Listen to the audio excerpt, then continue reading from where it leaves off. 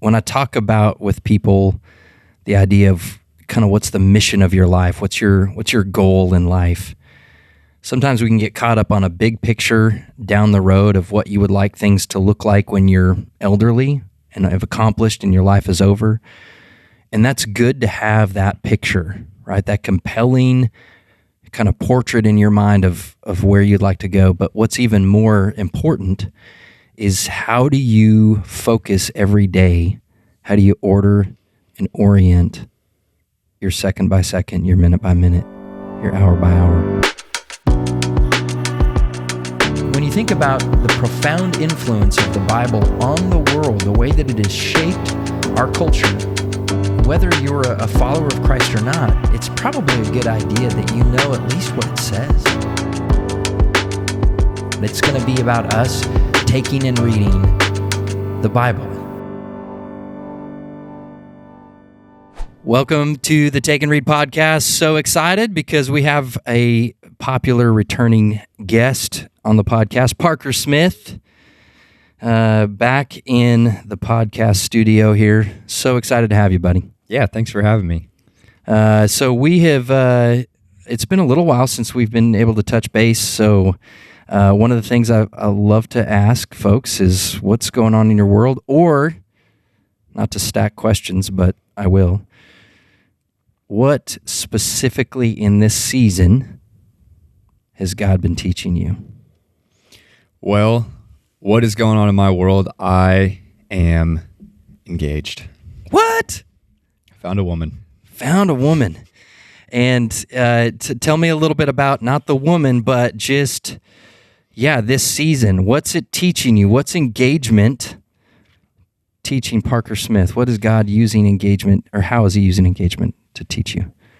Man, it has been such a journey of finding Christ, being completely content in singleness, and getting to that stage where I'm whole and full through Christ and not through any relationship. Was that a shift for you, like in your life? Because you're becoming a Christian is relatively new, within the last year. Yeah. So prior to Christ, how did a relationship or a girlfriend play into your life? I always tried to find gratitude and contentment wherever I was, but I just saw a post the other day that said, the world says, love yourself, grab all you can, follow your heart. Jesus says, deny yourself, pick up your cross, and follow me. And it's just such a stark contrast that you don't realize at the time, where you're like, I'm a good person and I'm like finding contentment. I'm finding gratitude. Like, not that there's bad things in that, but it's like, what are you finding your ultimate contentment, gratitude in? And so I guess just that transition from that stage to the stage of finding a woman who has Christ at the center, and chasing toward Jesus as fast as you can, and then looking to your right and left and seeing who's there, and that's sort of what happened to me. And so it's made the whole process so much easier. Whereas before, I would say it's just, when that's not the center, then you don't really have an end goal in mind. You don't have a destination, so you don't really know where you're going. You're just kind of running left and right, and there's no end goal, end destination that you're heading toward. You're just kind of basing things off of what the world is telling you that day.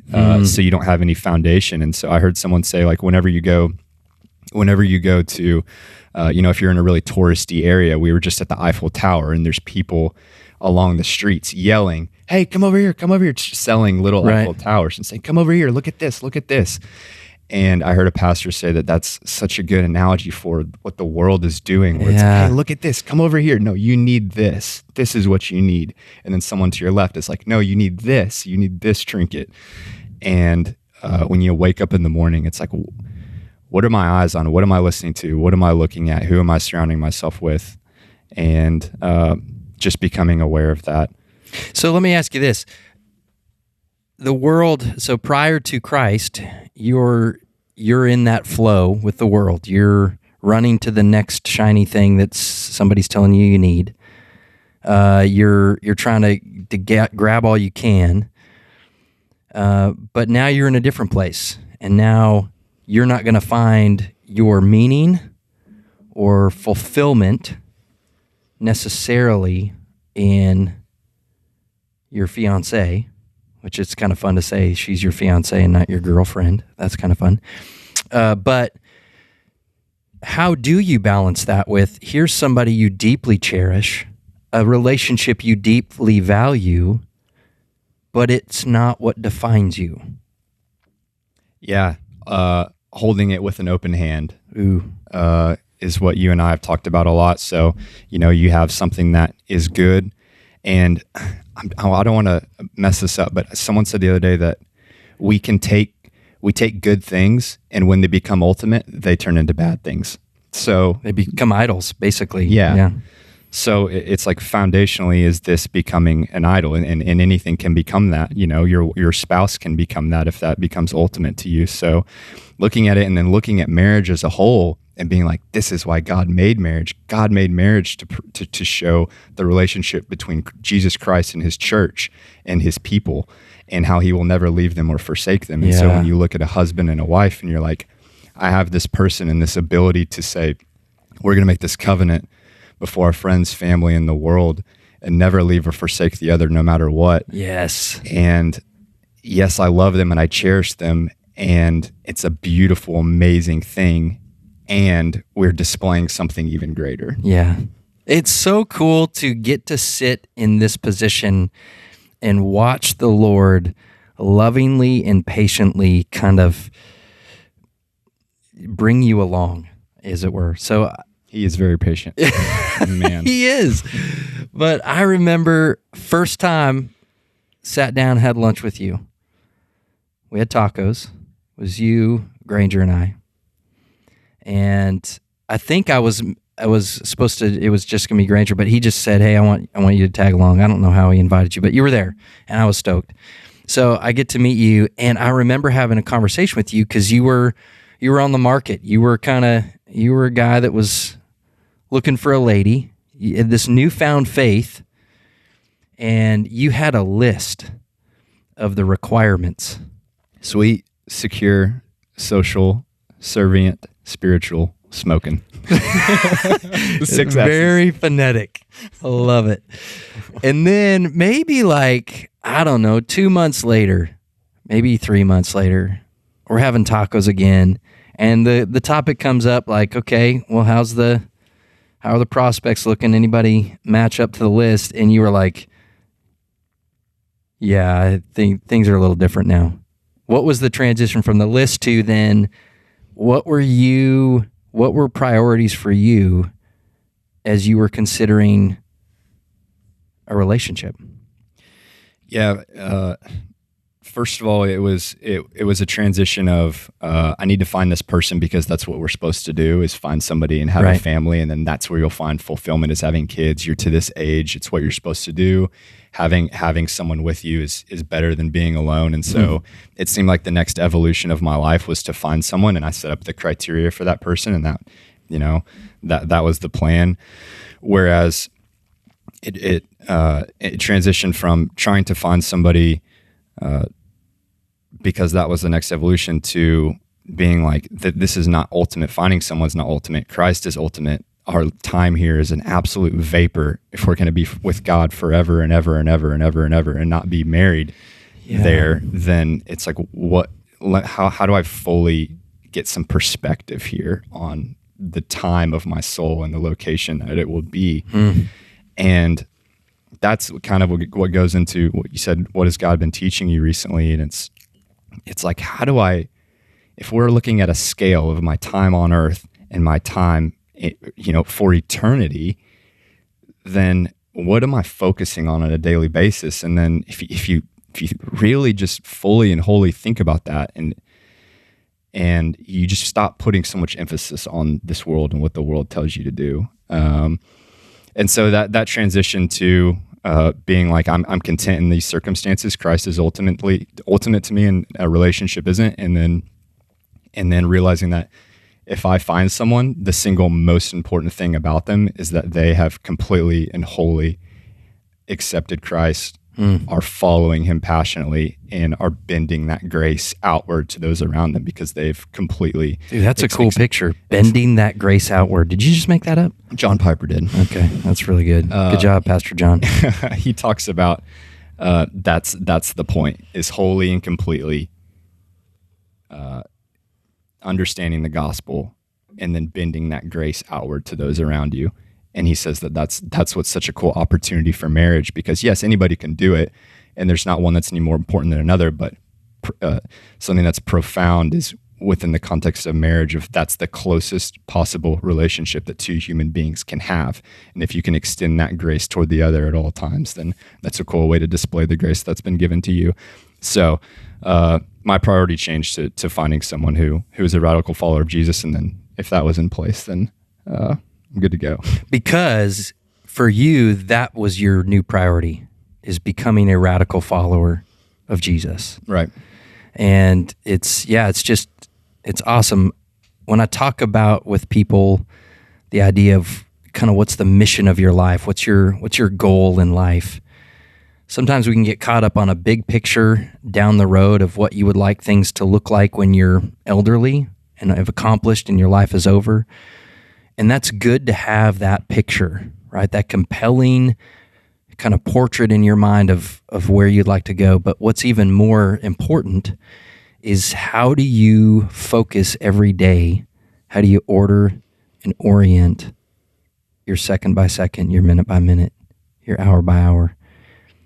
And so that's what's been so fun to watch, is that transformation for you, and how that's now seeping into every pocket of your life, whether that's the way that you're a brother, whether that's the way you're a boyfriend or fiance, the way that you are a businessman and a leader.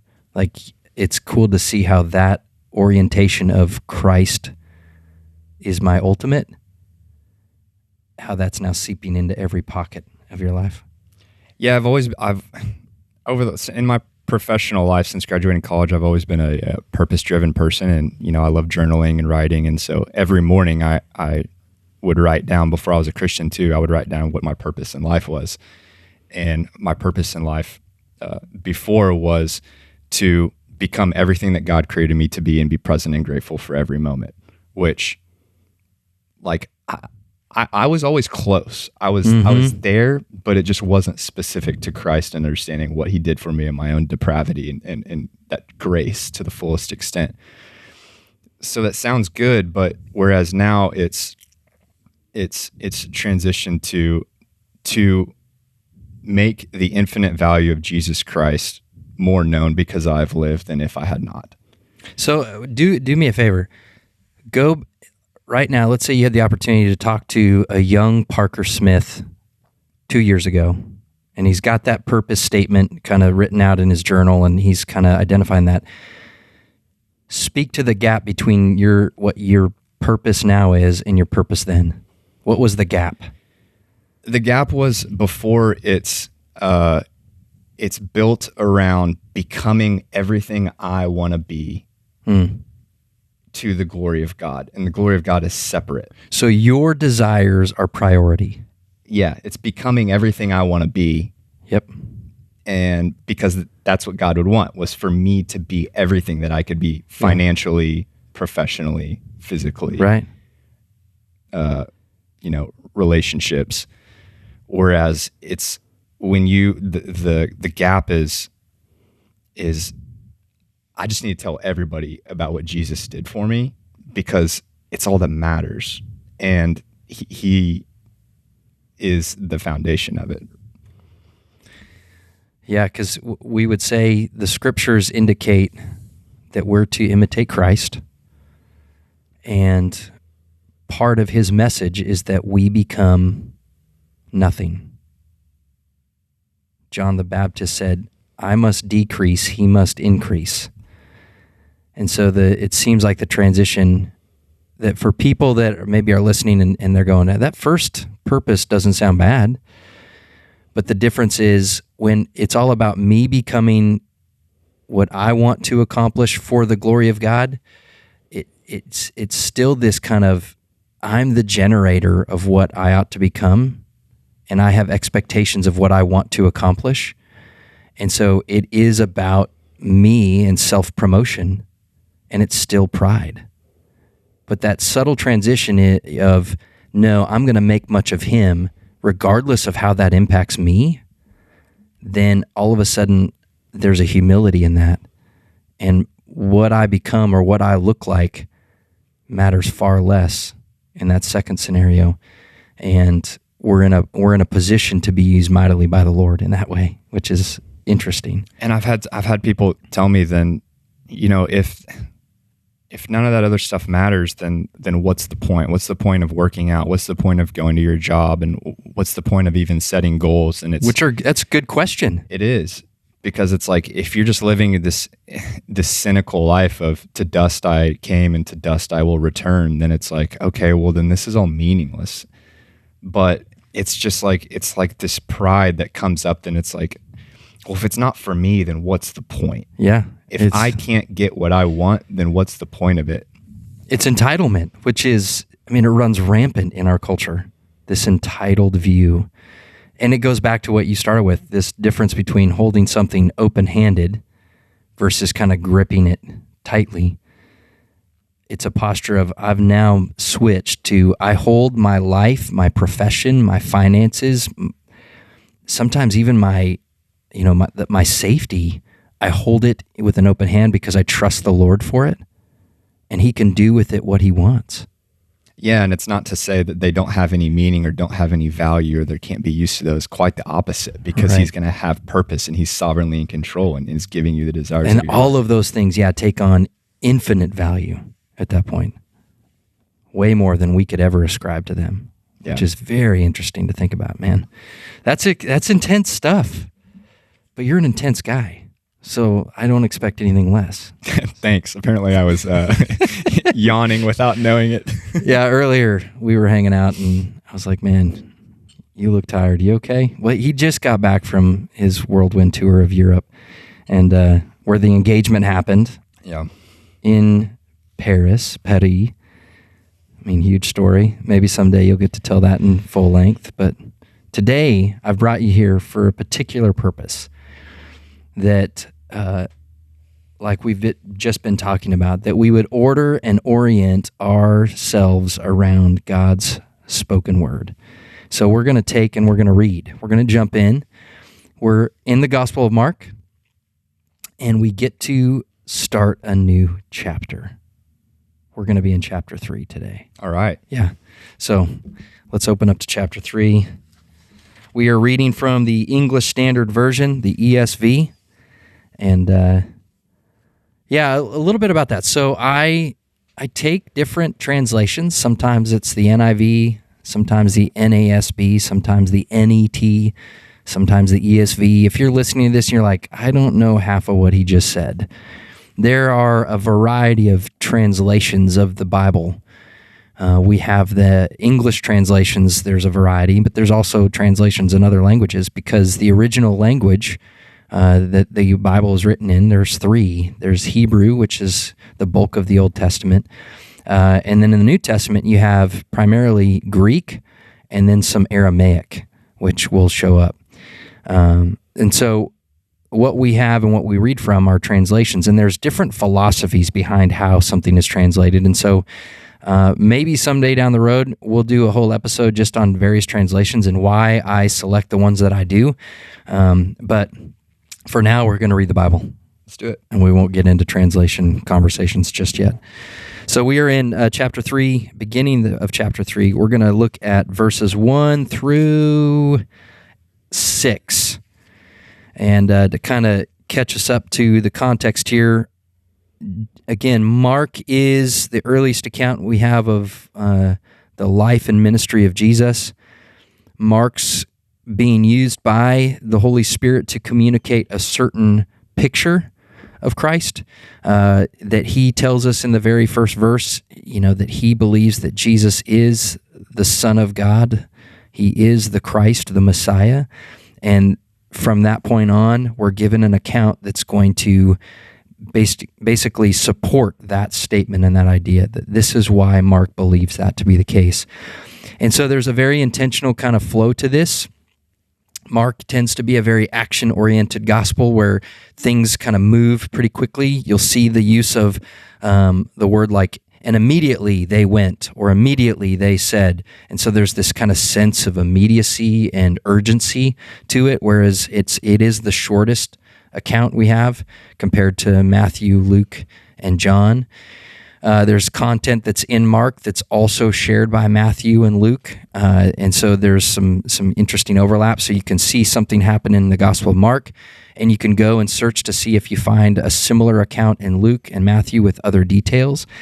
But that's what we have here. And so far, we've seen several times in which Jesus has come up against the kind of established authority structure of the Jews, primarily religious leadership in the Pharisees and the scribes. There's been times where he has confronted some of their expectations around Sabbath, fasting, and other kind of religious practices, and he's confronting them in order to disrupt what they assume they mean. And so we're going to potentially see something like that here. Any thoughts before we jump in? You're just ready to go? Let's do it. So here we are, Mark chapter 3, verse 1. Again, he entered the synagogue, he being Jesus, and a man was there with a withered hand. And they watched Jesus to see whether he would heal him on the Sabbath, so that they might accuse him.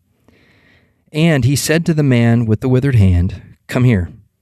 And he said to them, "Is it lawful on the Sabbath to do good or to do harm, to save life or to kill?" But they were silent. And he looked around at them with anger, grieved at their hardness of heart, and said to the man, "Stretch out your hand." And he stretched it out, and his hand was restored.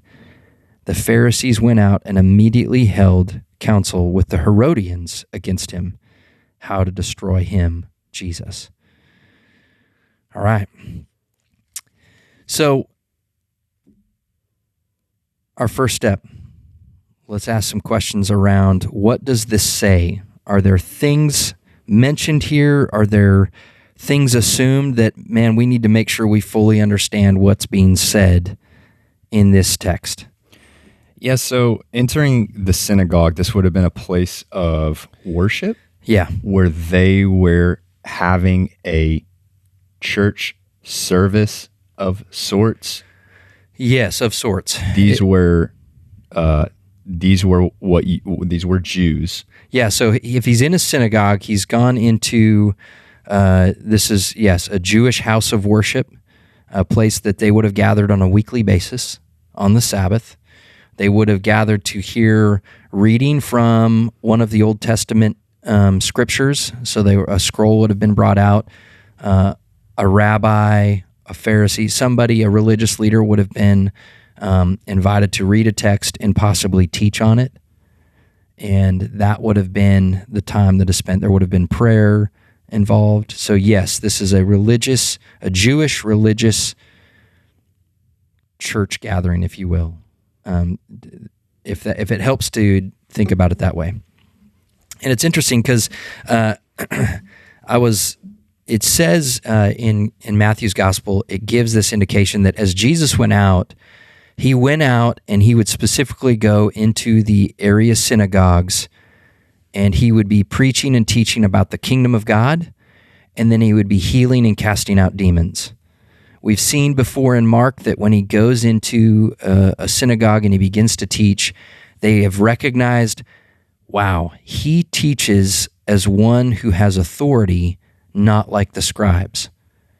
So they've already recognized in his teaching, there's a way in which he teaches that is different. It has power. It has potency. There's something to his teaching that's different than the other teaching we're used to. but there's always an interesting component where he couples with, okay, he goes around teaching about the kingdom of God, and then he demonstrates the kingdom of God. That's some of the things that you see. He talks about and he preaches and teaches the kingdom of God is at hand. Repent and believe. But then it's always coupled with a demonstration of what that kingdom is like. Its power, its authority. So there are times where he comes in and he's casting out demons.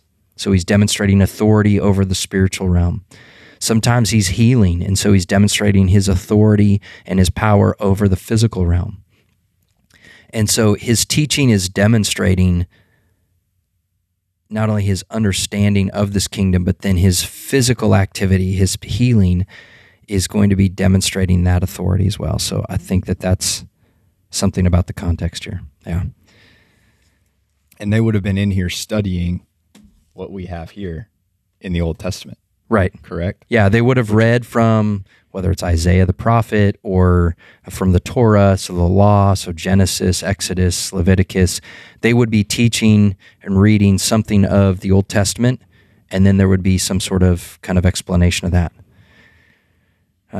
Some other components that help us understand the nature of who's gathered. They're in a synagogue, so that would have been Jewish, on the Sabbath, and it wasn't uncommon for, if a rabbi was in town that was from some other place, it's not uncommon to invite them to come and teach or to read the scriptures and then share some teaching with them. That's not an uncommon practice. And so the fact that he's there and he's coming in, but clearly there's some sort of reputation, right? He's at a point in his ministry where we've seen previously in this gospel, just in the first 2 chapters, he's gaining a lot of popularity. There's a lot of notoriety about who he is, what he's come to do, what he's capable of doing. And so here you have this scene where he kind of enters in, and they also see this man who was there with a withered hand. Now, this could be somebody who's like, oh, yeah, that's Joe. He's always here. He's always had that issue with his hand. And so they know, okay, he's here, Jesus is here, and they're kind of watching when they're like, okay, what's going to happen? In like an accusatory way, not genuinely watching, but watching specifically to see whether they would, so that they could accuse him, so they might accuse him if he did. Yeah, they're looking for him to mess up so they have something on him. They want dirt.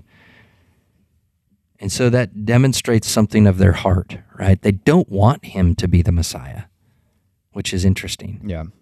They don't want him to be the guy. So and you're like, well, why? And he notices their hardness of heart. He's angry and he's frustrated with how hard their hearts are about the kingdom, but specifically about him. They're waiting and watching because it says, so that they might accuse him. And so he knows, he clearly can perceive what the scene is. So he's like, hey, Joe. That's not in the text, just so you know. I just made that name up. Hey, come here. And then he confronts them. He's got Joe here. Okay, Joe. He talks to them. Is it lawful for us to, on the Sabbath, on this day of rest that God instituted, which he's already addressed before. He's like, God made the Sabbath for man, not man for the Sabbath. Like, we don't exist in order to serve the Sabbath. The Sabbath exists for us as a blessing, as a day of rest for us. But it had turned, obviously, to where people were burdened by, having to kind of submit to this Sabbath and what it meant at that time. So it had kind of developed into something of its own. So he says, is it lawful? So he's just immediately going to be like, I'm going to just like address this right now. Yeah. Because I can tell that you're already thinking that this is not lawful. And this is kind of the fundamentals of what Jesus came to talk about was, you guys this is not the purpose of the law. You're taking the law to a level that it wasn't meant to be. Right. I was just reading today in Romans about how the law is not there for us to become righteous in God's sight. Rather, the law exists for us to be conscious of our sin. Yeah, to reveal sin. Right. to show us how far we fall from the mark. Absolutely. That's great insight. So yeah, he's going to call him out. He's going to ask the question, is it lawful on the Sabbath to do good or to do harm? Save life or kill life, or kill? And they were silent. They didn't respond. Because he asked the brilliant question. He knows that it's going to kind of reveal their hearts. And so he looks around. No one gives an answer. He's angry. He's grieved at their hardness of heart. What does it mean to be grieved? I think there's a sense of just deep sadness. And there's probably a mixture of just frustration, but just deep disappointment. Just like he wants them to get it. He's not just angry. Yeah, he's not just like, he's not just angry. That's a good point. But there's something else here. There's a deep disappointment. And I don't know if as a kid, was it when I got in trouble, I would rather my parent be angry when I did something, but if they were like, man, if they didn't bring down the thunder and they were just like, you know what, I'm just really disappointed in you. It's like, oh, to me, that was worse, right? I remember when I was in high school and I threw a party when my parents were out of town, and I remember my dad came back and he was never one to, he didn't need to exert his authority through, yelling, but it was he just had an authority of his presence. And I remember he just had a single tear of just so genuinely disappointed that he couldn't believe that I would do that. And I always remember feeling just like what you said of just this, that was so much more profound for a son to just have this disappointment from a father than any yelling could ever get the point across. Yeah. And I want to be careful, I think, in this context too. We don't want to be quick to jump to that, disposition, right? Here he recognizes he's grieved, not necessarily by their activity, but what their activity represents about their heart, right? That they would be in a place where they're so wanting to just catch him and accuse him and find fault in him, that reveals something of their heart, and he's grieved at their hardness of heart. He's angry with them, probably by the scenario, but then he's grieved by what that reveals about their heart. And he went on to say, he didn't just stop there, but he's like, okay, stretch out your hand. And he answers his own question, right? Life is of more value than whatever religious rule we've set out here. So he restores the man's hand. And the Pharisees went out and immediately, right, there's that action. They immediately held counsel with the Herodians against him and how to destroy him. So you've got some players here. So they're in a Jewish synagogue. The Pharisees are religious leaders of the time in these synagogues. And yet they go out and they're going to now go into collaboration with this group called the Herodians.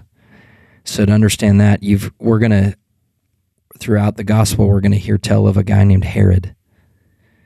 And so the Herodians would have been the political party that supported, or a group of Jews that were in support of the political leadership of the Herods.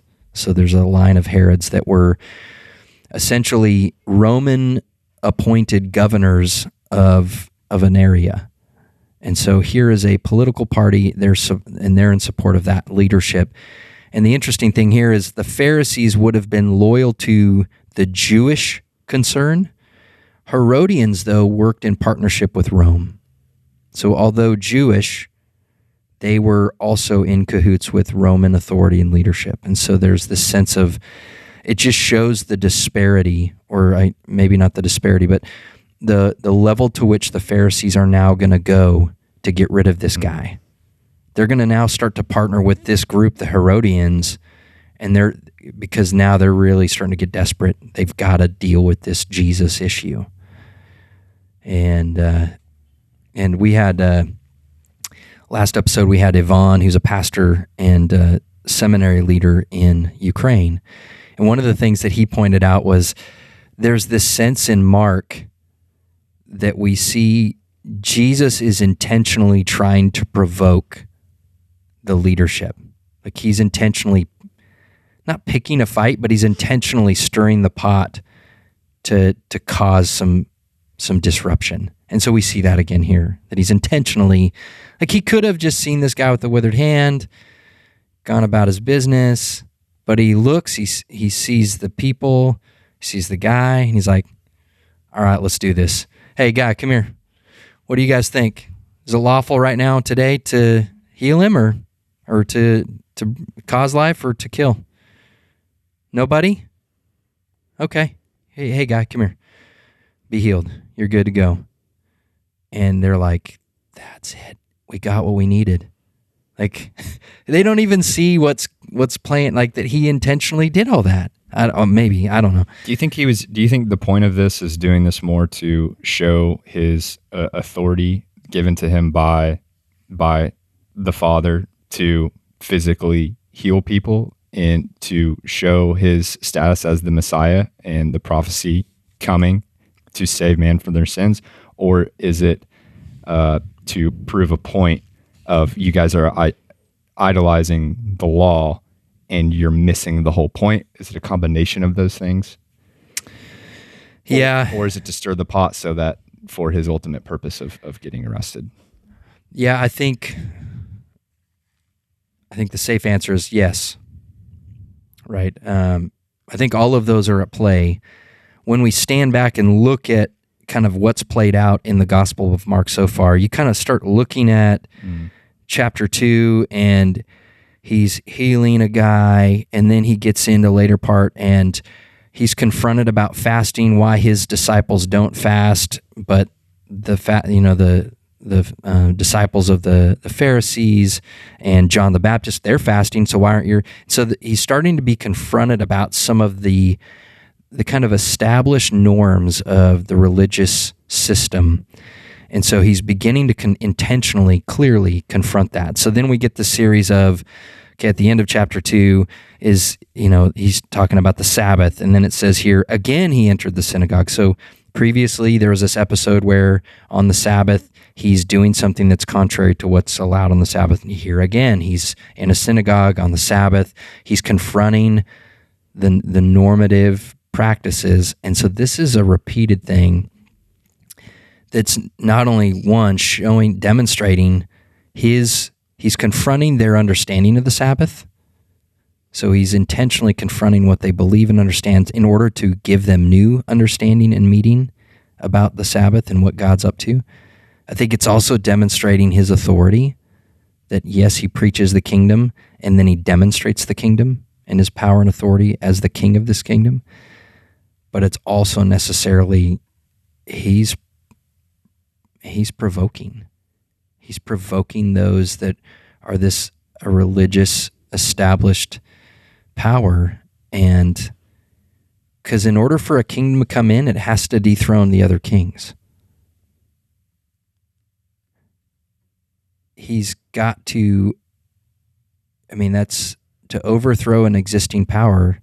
You've got to demonstrate your own authority, and in so doing, that overthrows, right? So if in this life, because of our fall, sin and death reign, and death through sin reigns, well, Christ comes in and overthrows the rule and reign of sin and death by conquering sin and death and rising from the dead.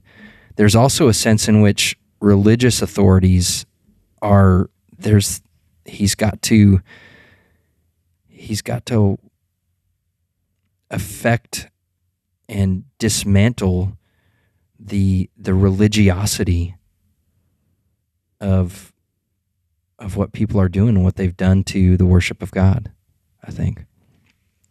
I don't know if that makes sense. That started to get really, out there, but no, it makes sense. It's the purpose of what he's doing in this story of the religion that man continues to distort.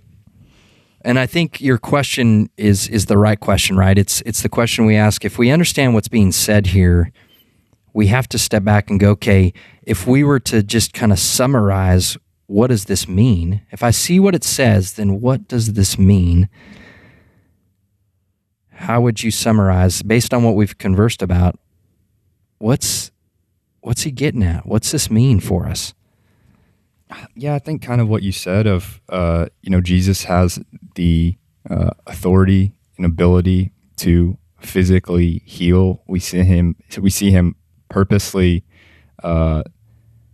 challenging the leadership of the time to show why he was there, and to also illustrate to us these vessels of hardness, these vessels of wrath, of guys who they just don't get it and they just want to destroy him, rather than understanding the good that he was trying to show. So his authority, and then also the purpose of the law and of the Sabbath. And it's like, look, it's like you said, of, Sabbath being made for man, not the other way around. So, yeah.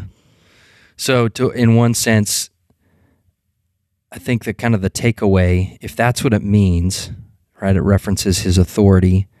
It references the purpose and meaning of the law.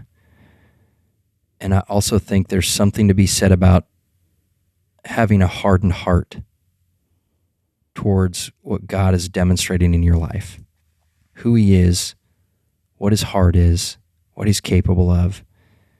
Like the warning against hardening my heart about that kind of stuff.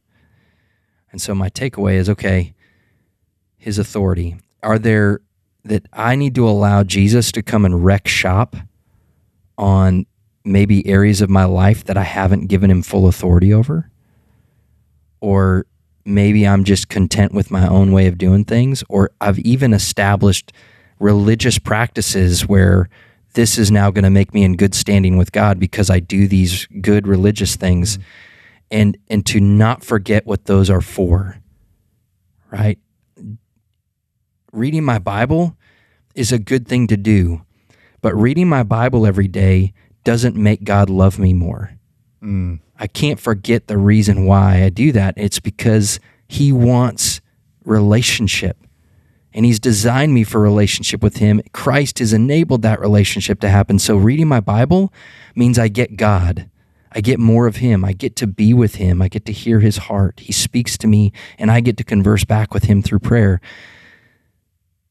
Don't misunderstand what reading my Bible's about. Don't misunderstand what gathering on Sunday morning in corporate worship with a body of believers as the church. Like that's not for me to check the box to say I'm a good Christian. I'm a good religious guy.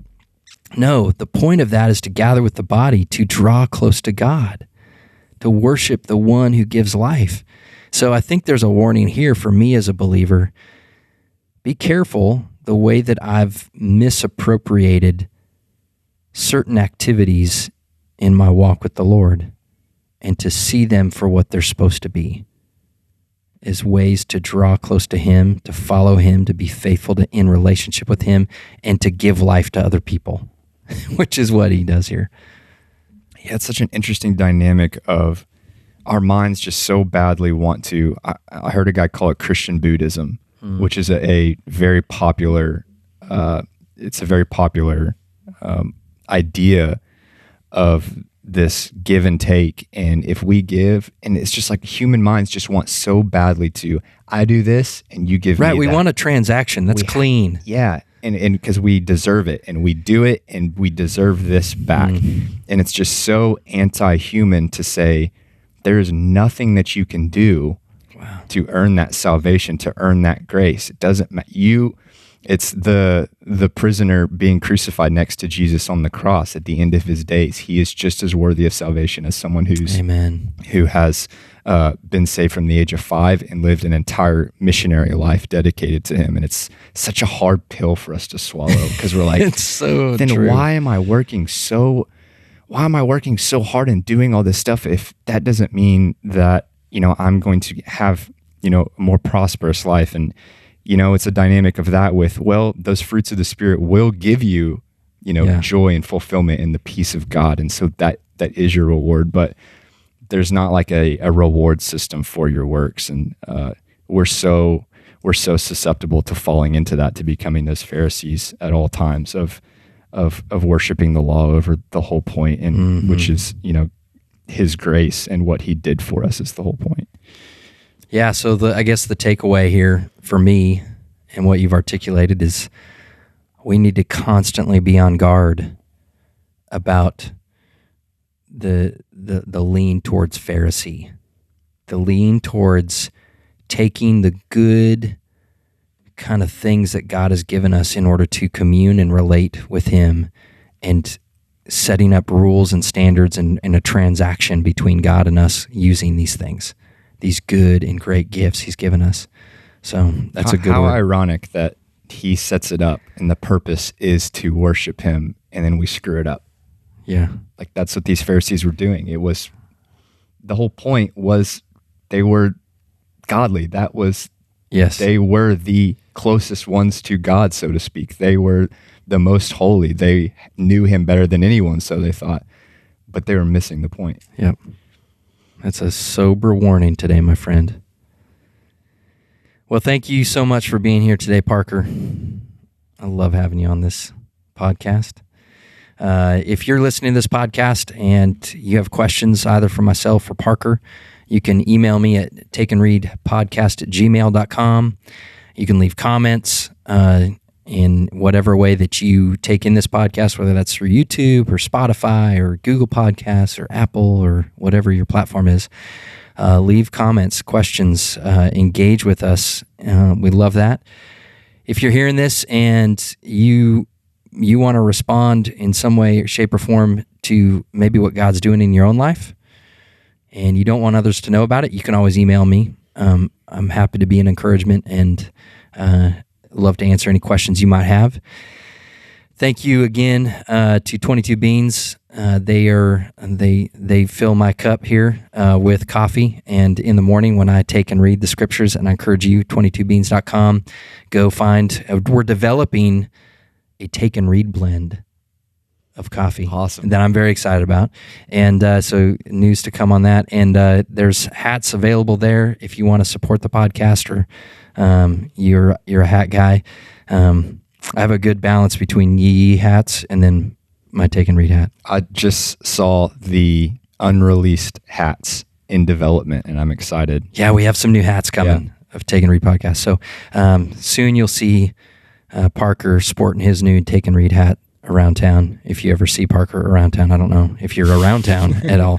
Anyway, thank you guys for joining us today. Thanks for tuning in. And again, make sure you take time to take and read the Bible. Thank you.